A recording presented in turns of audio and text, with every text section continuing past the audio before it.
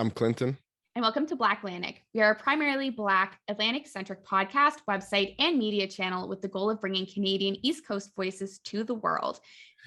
You can expect to hear from us every week with guests or open discussions, exploring topics and perspectives from all over Atlantic Canada. Be sure to visit our website, blacklantic.ca. And you can search for BlackLantic on all socials. So how are you?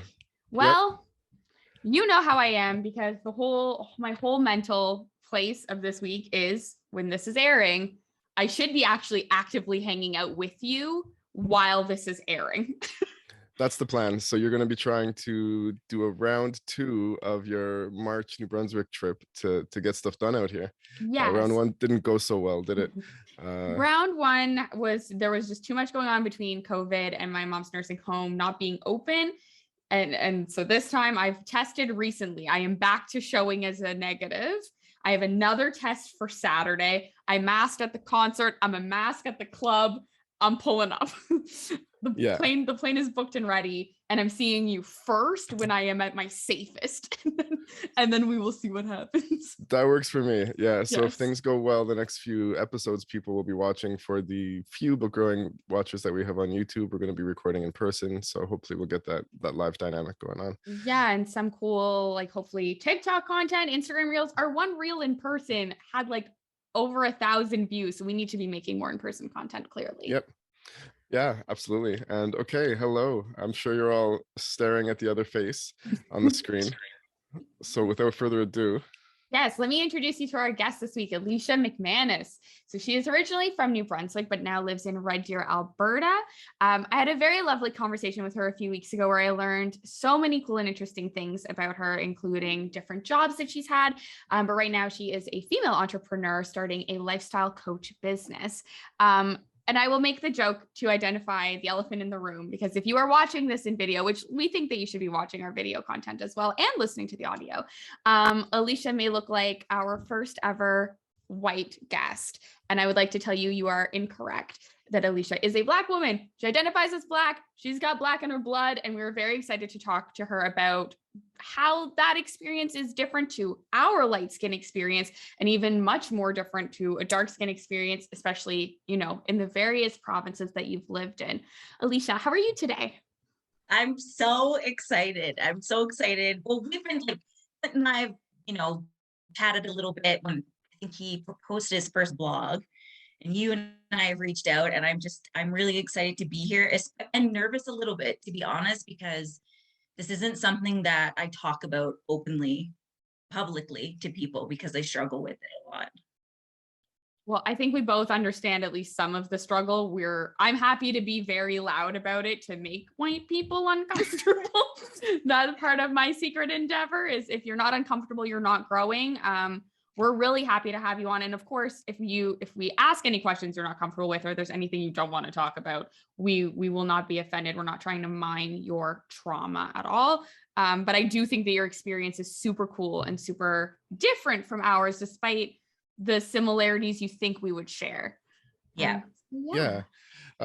So absolutely. So Alisha, you and I first started chatting sometime last year when I published my first blog, and we had some really good conversations about growing up interculturally or interracially mixed, however you want to determine it. And you definitely shared with me some amazing upbringing stories in New Brunswick, as well as some real struggles that you dealt with, struggles that I think a lot of mixed kids deal with, but that were a little different for you because, well, I don't want to tell too much of your story, but what was it like? I'm always happy to speak to a New Brunswicker, especially one that has far-reaching New Brunswick roots. So what was it like for you growing up in New Brunswick?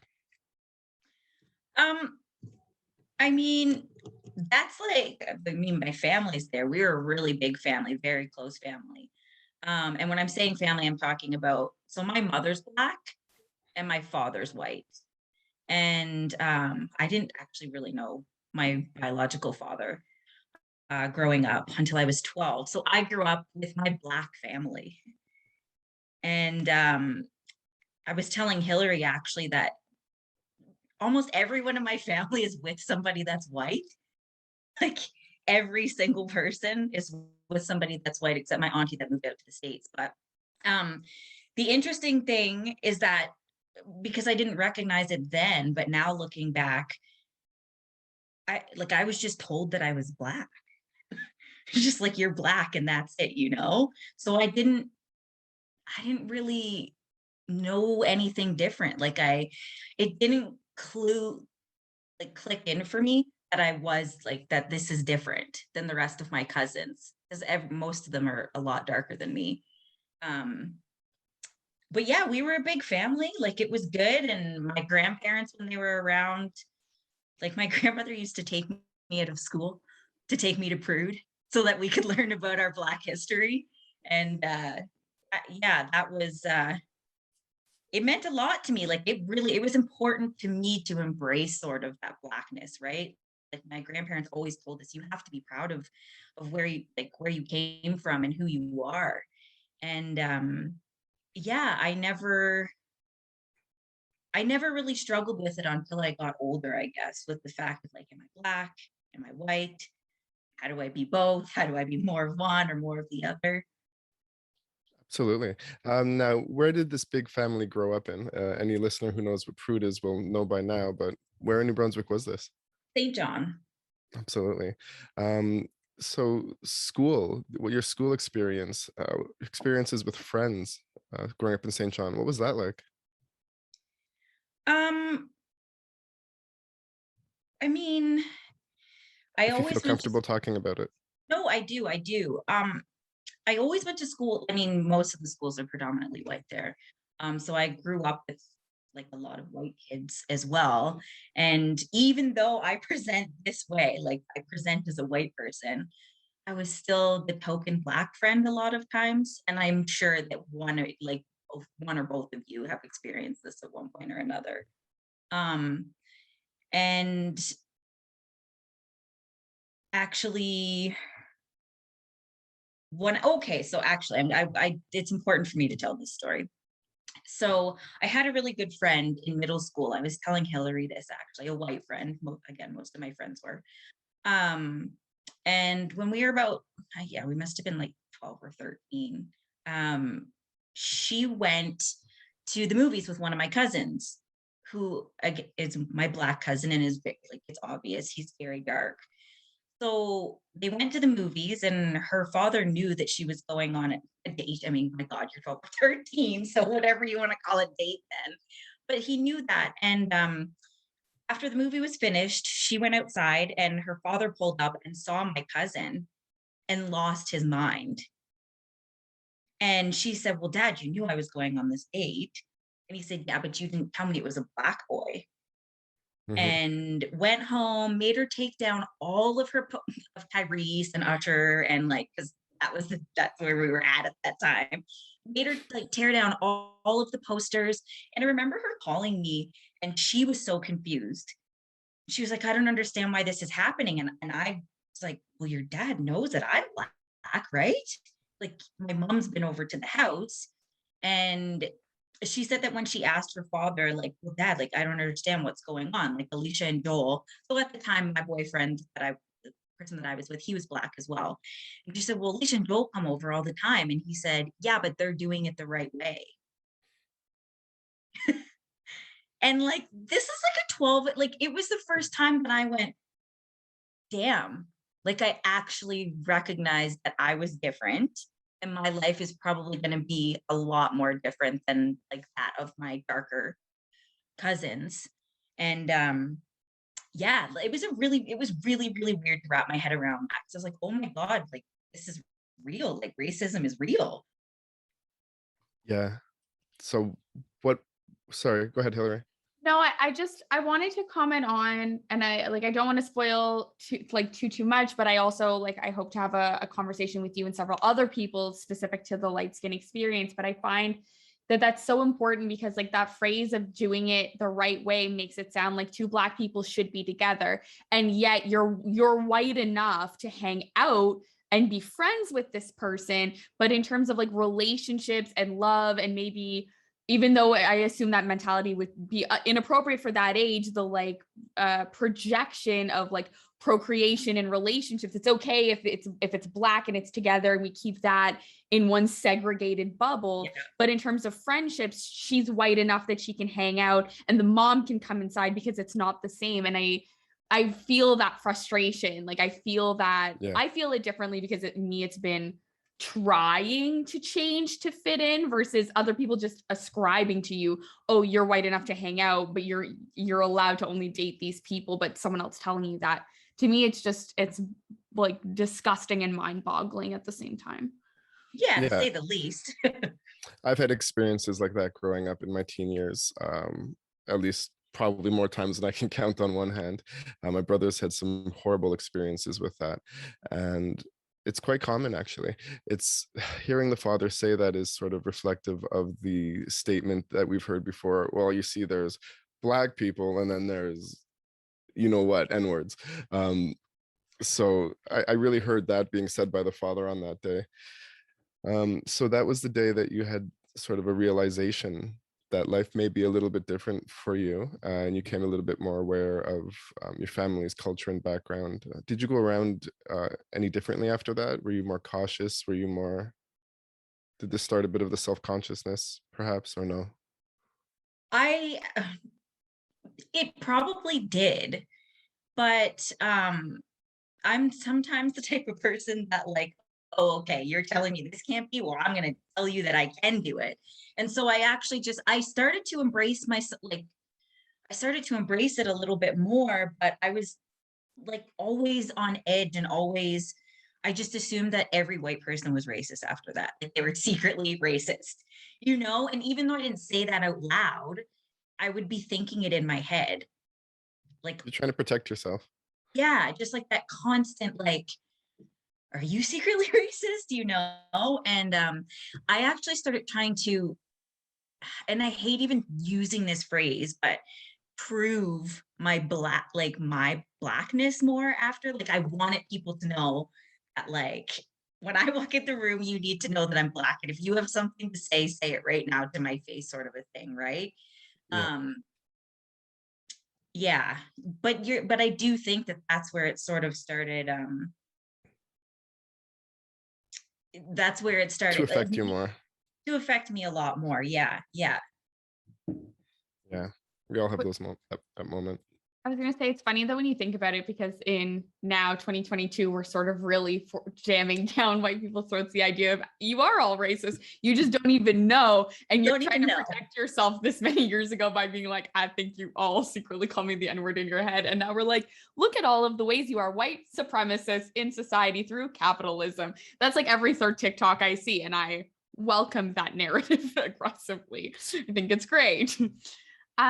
I wanted to talk about and transition a bit to from your growing up to, I know now you're in Red Deer, and a bit about how you ended up in Alberta, and also whatever you're comfortable with in all of the very interesting and cool jobs that you've told me about that you've held that are very dynamic, but also some are so empathetic and compassionate. And a lot of them, at least a lot of the stories you ended up telling me in our conversation, really touched on sort of like that idea again of like covert racism and how it can be everywhere and it's in the workplace and people don't know that they're speaking badly about you because they don't think that you're Black. And I just found all of the stories you told me so frustrating, but also compelling and interesting. But I'd really, like to hear how you ended up getting all the way to Alberta. Oh God, even it's so funny that like, I'm just going to say it. I'm going to be bold. I don't care. Alberta is everywhere's racist. Alberta's extremely racist. I just said that last week on the show. We've been saying it. It is unbelievable to me. And again, I know that goes back to my naivete about recognizing that, oh, I've kind of been, skimming through life quite differently. But I moved out here and I was just like, what the did I do? Why did I come here? Well, I mean, I was really young when I came here. I was 19, and I was really, really struggling with my addictions at the time, and my family just had enough of my shit. And having that big family bond, though, they were so important to me, and having them, kind of look at me like I was a different person. It was really hard to be there, you know, and I ran away. I literally had $20 and a suitcase and got on a plane and came out here. I had a friend that was already out here. Now, had I done my research, recognized where I was about to move. But no, you know what? It was okay when I moved to Edmonton at first.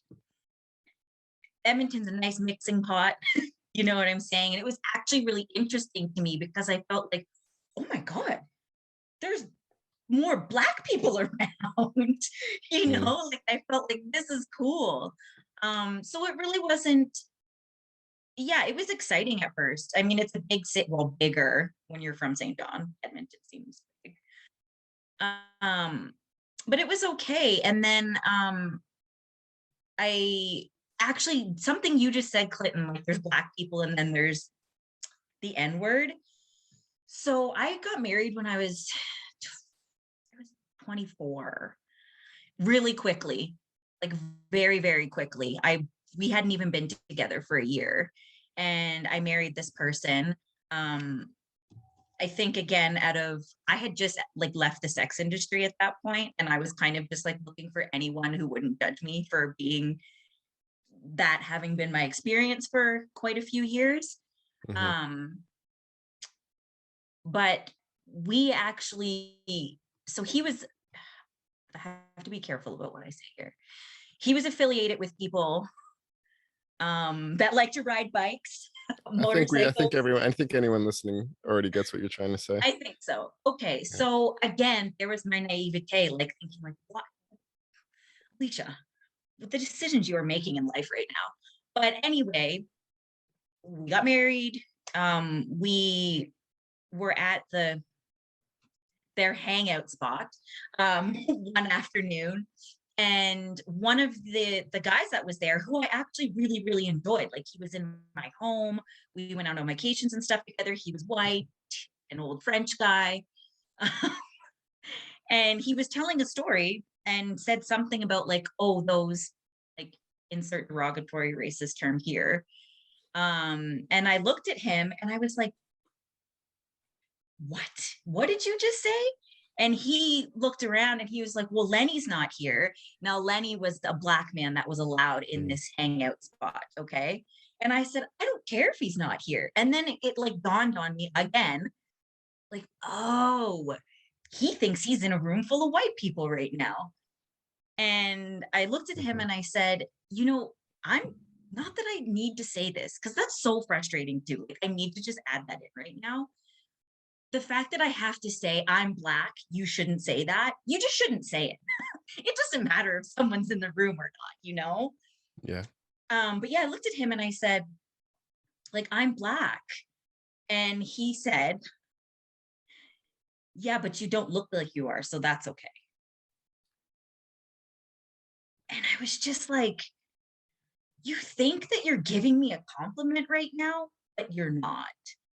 And then my husband, my then husband, came up to me, and because of that Chris Rock skit, do you know which one I'm talking about? Where he's going on and on about the different types of Black people that there are, and he says there's Black people and then there's N-word. So this was like a big thing at the time. So of course, white people are so excited that they like, this is an idea and they get to use this. So my husband said that to me. He came back and reminded me of that skit, and that, so there's Black people and then there's N-words. And my whole world was just like, I'm married to this person? Like, we might have children together? Like, whoa. And yeah. We're not together anymore. Needless to say, we are not together anymore. Yeah, if there's any skit that hopefully Chris Rock ever regrets making, I remember what you're talking about now, and I hope it's that one, because that probably opened a floodgate of shit for so many people around North America, and probably encouraged so much racism without him realizing what he was doing. Yeah. But that Black people have to worry about that stuff, though, that you can't just make a joke amongst your friends and be like, do you understand what I mean? And then it ends up that white people ruin it. No offense, white people. But So it's like wrapping it. Sometimes it's just not for you. Sometimes it's not for you. Mm-hmm. Yeah. So you've kind of unintentionally been the undercover Black woman in a lot of rooms. What are some of the... Oh, go ahead. No, you go ahead. I was just going to repeat Hillary's question. What were some of the various jobs that you worked when you went out there and spoke about, and some of the roles and experiences? Yeah, well, I mean, first of all, and I just don't want to go too much into it right now. Oh, okay. No, it's okay. It's okay.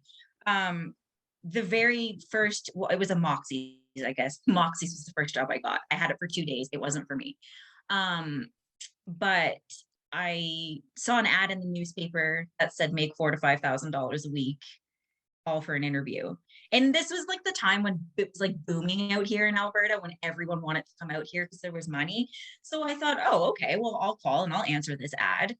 And I went for the interview and quickly realized I was there's this beautiful looking spa, and there was beautiful women all dressed in lingerie, and they had, like Benz outside and like Lincolns. And I'm like, oh, these are real. So for whatever language, we call them studios out here, for people that might not know that language, a brothel, for a terrible lack of better words. But that's what it was. But I mean, she started grooming me from like, it was a woman that owns the studio actually. And she started grooming me from like that second, you can have all this, look at everything you can have. And she made me, and at the time, again, because I was disconnected from my family. So she told me, we'll be your family. And that was it for me. That's all I needed to hear. I was like, okay. And, took me out shopping, bought me all these things, da, da, da, da, da. So yeah, so I was kind of hooked at that point. But so one of the things, so eventually I started helping run it with her. So I was doing some of the interviews, and again, yeah, I was telling this to Hillary. So during one of the interviews, we had 2 Black girls come in, and very dark-skinned Black girls. And they were beautiful. They were very outgoing. I was like, yeah, they're perfect. Like, of course, why wouldn't we hire them? And after they left, my boss looked at me and she said, well, we already have one. And I said, what do you mean? Like, I knew in my head what she was about to say, but I was like, please don't say what I think you're going to say. She was like, well, we are. And then she names the other dark-skinned Black girl that was working there. So yep. It was just like she was an object. Just like, we already have one. We don't need 2 more here.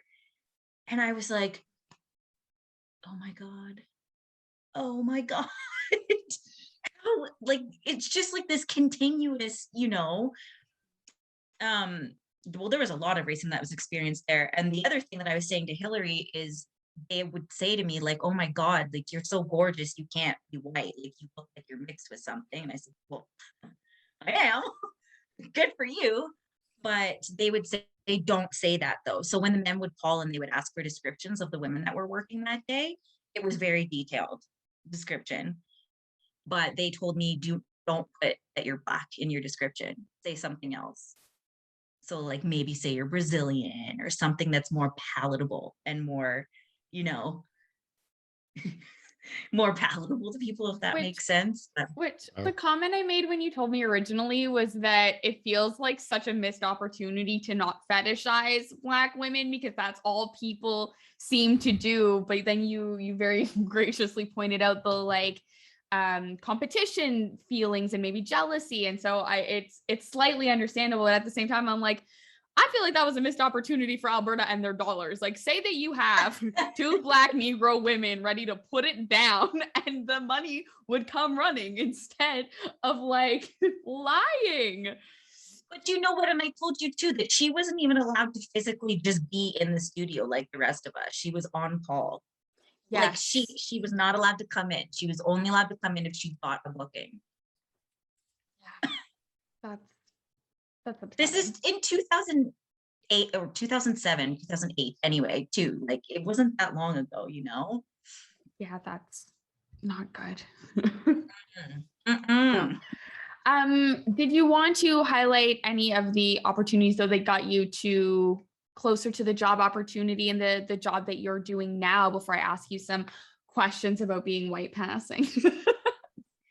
Um, well, I mean, I clearly did not stay with, like I said, my husband. But this was my, like, there was a pivotal moment in that point. So I, obviously he was racist and that was a problem. But I was also up, there was this job that I really wanted working for this nonprofit that helped women that were involved in the sex trade. So whatever they needed, resources, accompaniment for court, if they were trying to get out. And I wanted this job because I had been out. My experience wasn't so well. And I knew like there has to be other people that are going to need the same type of help. So I wanted this job so badly. And I had a friend that was already working there actually. And she said, hey, heads up, like they know who your husband's involved with. And I don't think they're going to hire you now. And I was like, I knew this day was coming. Like I knew that this day was coming. And I had gone out, I was at a bowling alley with friends and I was telling them this, like, I want this job, but there's a conflict of interest and rightfully so. And I was like, I don't know what to do. What do I do? What are my options? And then I turned around and went to roll the ball up the alley. And there was one pin on one side and one pin on the other side. And I was like, what am I supposed to do? I don't know what pin to hit. And like something just clicked in my brain and I dropped the ball and I was like, I have to go. And I went home and I said to him, listen, this is how it's going to be. Here's our three options. Like A, you can recognize that I'm your wife and you love me. And this involvement of yours is not worth it. And you're going to leave. Or B, you can recognize that I'm your wife and you love me. However, you feel like you've worked very hard for this and you're not willing to give it up. So you're going to let me go. You're going to let me go. Or C, like I'll just stay. Did I just say 1, 2, C? I thought you said ABC. Okay. But I was so enthralled in the story that I wasn't listening to the numbers or letters, I'll be honest. I was just excited for the choice. Let's pretend I did it right. So I said, or C, I'm just going to be a stupid woman and I'm going to stay with you and I'm not going to follow my dreams. And I said, we both know the third one isn't happening, so pick one. And he said, okay, I'll let you go. And I was like, thank you. And it just like that, me choosing myself in that moment, it was just so important. And I felt so empowered. And not that long after, I actually ended up getting hired. Like I called the place and I was like, I left him. Can I have the job? And so I got that job and I worked there and it was so great for so long. Also extremely re-traumatizing. But eventually, because I had shared my experience and my story so many times and it was so painful. And I had basically become like the poster child for all these different organizations. And it felt like every time I was telling my story, I was telling a different version of my story, like someone else's version of my story.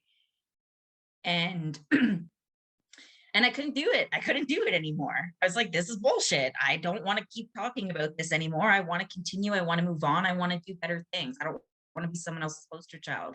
So I took a few years off and I ended up working at the safe injection site as well. And that was really nice. But again, like I just felt like something was missing. And then I just, one day was like, I don't want to keep being who everyone tells me that I have to be. I don't want to be that person anymore. And so I just made a lot of changes in my life. And I hear so many women say that, like, I just feel like I'm playing this role of like what you're supposed to be as a wife, what you're supposed to be, as this career woman or as a Black woman or all these different things. And I was like, no, you don't. You can rewrite this story and I'm going to walk this with you and help you do that. So that's how I got to the business that I have today. think that that's incredible. I love that there's like some mild parallels between like strong Black women do the addiction thing, work in community health. I'm like, yay, I agree with all of your choices. So But when I you think, told me that, I was like, oh. yeah, but I think it's really great to use. I don't know if it's a Black experience thing that we all tend to find ways to use our trauma for the greater good. We've talked to several guests on different organizations and this one who've taken their trauma in different countries and immigrated here and turned that into being a fashion designer, writing books. The reason we have our podcast, the reason you went into all of the different jobs that you've done that have led you to being like, I can just guide people into into helping themselves create safe, comfortable environments and lives that they want to lead. And I think that that's huge. I think it comes from all of us using our traumas to be better Black people and enjoy our lives as those people. Mm-hmm. I'll ask you one last question before I throw it to Clinton. I wanted to ask about specifically being white passing, and through all of these different stories that you've told us about, Clinton worded it really well, being that like undercover Black woman who's there and people don't realize that this is the experience that you're bringing to the table and that they're being racist in front of you and in front of a Black person. What would you say has been the most difficult thing about being white passing? Well, yeah. So I always tell people, like, if people are asking me these questions, I don't want you to have pity. I'm not saying like have pity on this poor white passing woman, you know. I talk about it because it's so frustrating to me. Like here, for example, especially Red Deer, they're running this campaign right now that's called something like Know Your Neighbor or Love Your Neighbor, and they're trying to like end racism in Red Deer. And oh my God, it's such a terrible campaign. They just butchered it. Like the entire website is only talking about immigrants coming here. It says let's not racism, but it's talking about only the immigrants that are coming here. And I was like, so you mean xenophobia? Why is that not on the website? But yeah, so coming here, and you hear people make comments on these posts like there's not racism in Red Deer. What are you talking about? We have worse problems than racism. And what, I have a Black friend, like just like all the shit that we always hear all the time, right? So, and then I come and I'm like, no, it is really racist. And you know, people would say, yeah, but we've got dark-skinned people, we've got Black people, we've got Indigenous people that are sitting on this panel with us. And I was like, yes, and you're probably exploiting the hell out of them. First of all, because let's be honest, that happens. And I said, second of all, that's like full of secret racists here in Red Deer.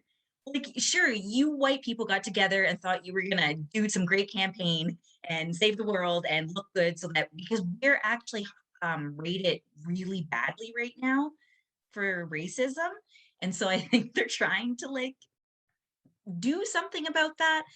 But what pissed me off really bad is that that's what I said. Like, so for example, there's a lot of people, again, like when people think that they're in a room full of white people, they're very comfortable being racist. And so I hear these things that they're saying are not being said. And again, when I have to speak up and say, oh my God, I'm Black, don't say this. This is so bad, but I shouldn't have to tell you that I'm Black for you to not say this stuff. And, you know, then they would say, yeah, but Alisha, and you know, like go again and try and like bring up like I've got a Black neighbor, or my daughter's dating a Black guy, or I really like that one show. You know what I'm saying? And I'm like, okay, but you're saying this in front of me because you think I'm white. Would you say this to a dark-skinned Black person? Would you guys have this exact same conversation if there was a dark-skinned Black person sitting in the room? And they're just, and then immediately their answer is, well, no. And I'm like, and you know what you're saying is wrong, and you know it's racist. Do you if you don't feel comfortable talking about this, I have other questions for you as well. But in regards to all the conversations you had to listen to, the Black Lives Matter revitalization uproar, global conversation that was taking place after the murder of George Floyd was, like for everyone, pretty stressful for you, and stressful for you for unique reasons.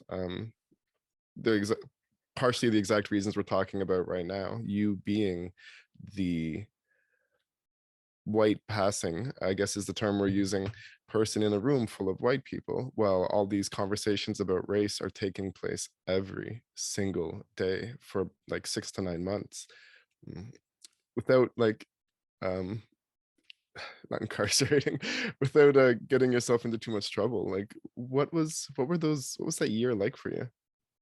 Well, I have no problem talking about it, except the fact that even Amazing. as soon as you said it, I was just like, We saw, yeah. like I just felt that, like I felt that like pain again. You know what I'm saying? But so again, yeah, it was like almost every single day there was just something else and something else, and oh my god, it was so bad. But there was one particular incident that happened at work, and there was a white guy that works there with me, and he was training to be an RCMP member.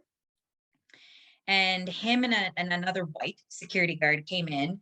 And okay, so part of our, so at the safe injection site, like we have rules and guidelines that we have to stand by. And legally, if anyone is using drugs and we saw that they drove there, we have to either tell them you can't, you're not allowed to leave yet, but we can't detain people, or we have to phone the police because you can't be using opiates and driving. I don't know that isn't like, it shouldn't need to be said, but facts, right? So that's good. But I guess that someone had left and they were smoking a joint, and the police officer was like, just let them go. Who cares? And this like staff member was like, it's so ridiculous now. Cause I was like, why are you guys so upset? Like, what is your, why are you so upset right now? And they said, well, it's just really frustrating because all of this Black Lives Matter and all this George Floyd stuff, we can't even pull over a Black or brown person anymore. Because they're I was like, so, let me just get this straight. When you were doing your drive arounds, so now I know what all of the police are thinking, but when you're doing your drive arounds, your biggest concern right now is that you can't arrest Black and brown people like it's going out of style anymore. That's your concern.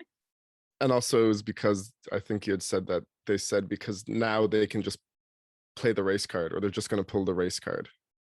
So they did. They said, yeah, now they were like, well, they're all just going to be pulling the race card. And I said, that's not how it works, just so you know. And then the one guy goes, yeah, right. They're like, joshing back and forth. And they're like, it's going to be like this, like, and like, I'm not going to do the rest of it just because this can be traumatizing for lots of people that are listening and watching. But basically, he reenacted the entire death of George Floyd right there in front of the rest of the staff, and nobody said anything. Not one single person said anything. And I lost my mind, obviously. I was like, what you're doing right now is wrong. And I was like really worked up. So like I was just kept saying, you're wrong, you're wrong, you're wrong. What you're saying is wrong. And I said to this person, I was like, again, there could be people in this room that this impacts in different ways. I'm Black. Like, how is this a joke for you? And I actually went to my boss, and I don't work there anymore, so I really don't care. But I went to my boss, I wrote a long email explaining exactly what happened, who was involved, and okay, I got like a response, yeah, we'll deal with it. Then I had every single shift with this guy for 2 weeks. And I emailed them again and said, was anything done about that situation? Because I've been working with him every day for 2 weeks, and I'm really uncomfortable. And the response back to me was, yeah, it's understandable. It'll probably take you a little while before you feel comfortable working with him again. No, I will never feel comfortable working with a racist and knowing that an entire staff sat there and did nothing. Yeah. Wow. Thank you for sharing that. There's Go so ahead. many layers that are upsetting to Yes. that, but I think put all of the traumatizing stuff aside, imagine a world in which you could say, I'm Black, so you can't arrest me. That's why they're arresting people, like without cause. Like the card has always worked in the reverse. So I can't imagine a world where I'm like, oh, excuse me, I have melanin and you cannot arrest me for the next 2 years because a man passed away. Thank you. Instead, 2 years later, they shoot and kill somebody in the same state. Like if it is a fallacy to believe that at any point in time our race is not enough reason to kill us, and that entire experience is so disheartening and disgusting, especially in a place with, like as you would describe, safe injection site, where it is vulnerable, marginalized people, often racialized people who needed to be treated with the utmost care, not racially profiled on fucking site. Yeah. Anyway. And no, absolutely. There are so many things that we could probably make a whole episode out of that one story to unpack. But the fact that someone would even say that, interestingly, highlights that, you know, Black people were never allowed to play the race card before 2020, even when race and racism was a major factor in something that was taking place. Black people were shamed, made to feel ridiculous, and racism wasn't acknowledged much before George Floyd. After George Floyd, I noticed people stopped using the race card term for a while. And then about a year later, we started hearing these terms, race baiting, popping up everywhere, or critical race theory. And that was the new way to silence and shame and try to subdue opinions like that. But yeah, just so telling of the kind of mentality that many people have in organizations like that, like the police force. Whereas I've never been someone who would say, shut down the police, anything like that. There are good police officers out there, and without police officers out there, probably a lot of these hate groups with their guns and their disdain for people of other cultures would probably be running a lot more free and rampant and actually taking out a lot more people of color than if there wasn't at least some sort of law and order in place. You know what I mean? Know what you mean, but I can disagree because of the proof of how many cops were involved in the convoy. And so law does not necessarily mean officers. I'm for dismantling the police, but in favor of putting that money to mental health reallocation, restructuring. Yeah, you don't have don't have no law. Yeah. Yes. Yeah. Always an advocate of that. Okay, yes. So yeah, that's what I meant. And thank you for clarifying there. No worries. I'd like to sidebar for 2 seconds just because I looked up the "be good to your neighbor." I looked up the "be good to your neighbor" thing, and is that what it's? Okay, thank you. Yeah. Yeah. Wait, it's called Let's End Racism in Red Deer. And I just want to say very briefly that at the beginning of this website, it says like 50% of people feel that racism is worse in Red Deer. 30% have experienced racism firsthand, and then all of a sudden, it hard pivots to myth. Canada accepts too many immigrants. Myth. Immigrants burden the economy. Myth. Refugees make meaningful contributions. And I'm just like, hold on. You're like, you sort of bypassed the racism of the people who are born and raised Canadian Albertans and the racism of immigrants and refugees, and went straight to here's some myths about bringing people of color into the country when they're suffering whether they were born and raised here or not. So I'm with you. Very, very weird. No, thank you, because I was shook, like that whole day. Like I was mad. Like I was stomping back and forth, and my husband's like, oh, who's getting an email? Who's getting an email? I'd sign that email. I did. I contacted them and I said, I need to know who the main contact of this campaign is, and got her email, and we'll be having some words. Thank questions. you. I'll be civil. I'll ask questions, but yeah. Thank you. Should we talk about what you're up to nowadays? What you've launched recently? What's in the works for you? What's motivating you, getting you out of bed?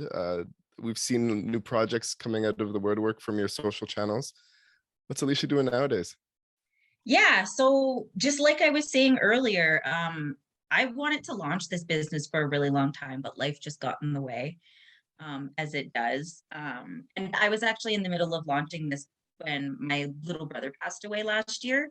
So I took a very, very, very, very, very extended period of time off.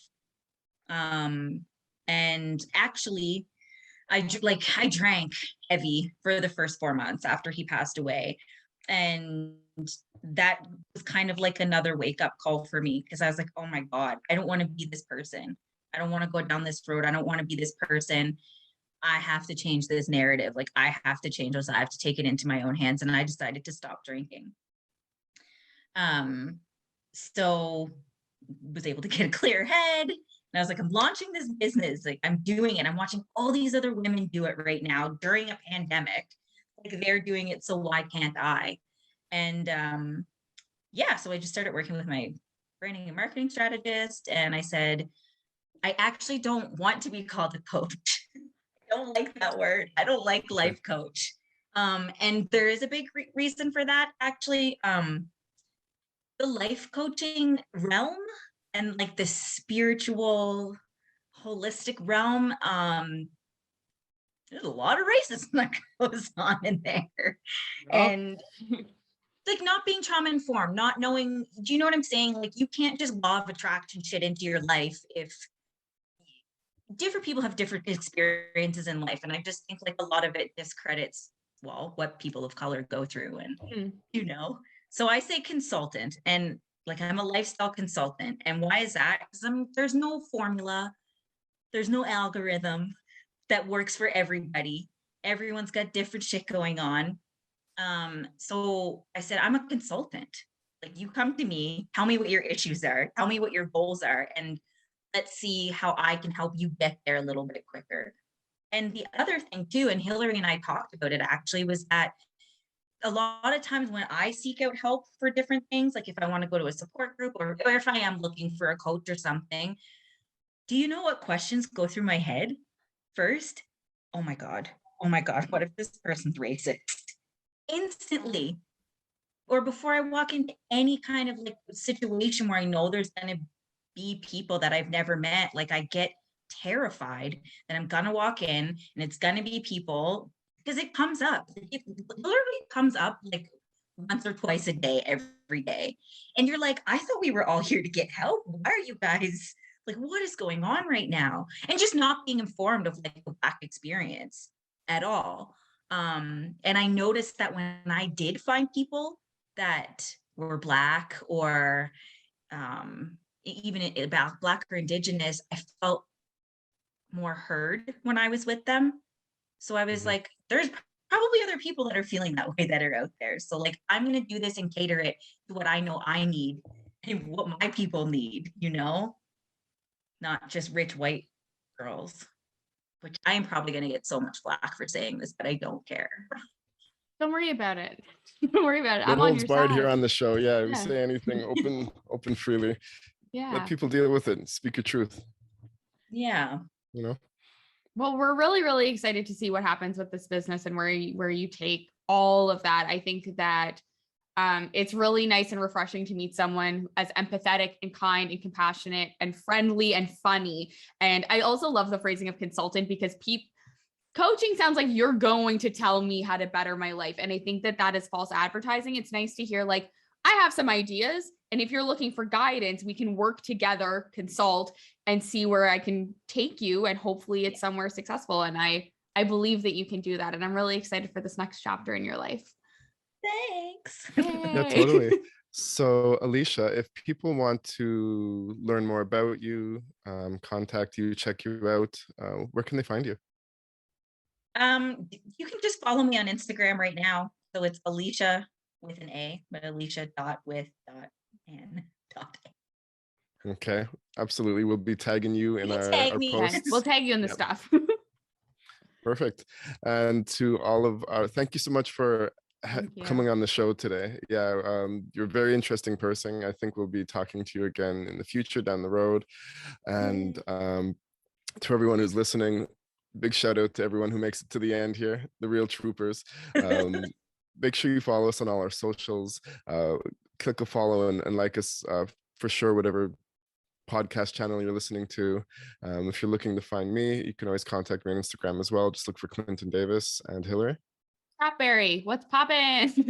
Check me out. Yeah, her new handle is Cropberry What's Poppin'. Is it? That No. is my new. No, now I'm gonna have it to could hoard be. that. It could be. Please Yeah, change it. Please change I'm it. gonna might as hoard well it and reserve the handle for future. I'll Yeah. reserve the handle and I'll put a 404 error code. You know, It's time just for an evolution. spicy. Yeah, Cropberry was poppin'. Cropberry, what's poppin'? That's what I say to my dad. We say what's poppin'. Yeah, thanks Amazing. everybody for listening. BlackLantic.ca is our website. BlackLantic on all socials: YouTube, Facebook, Instagram, TikTok.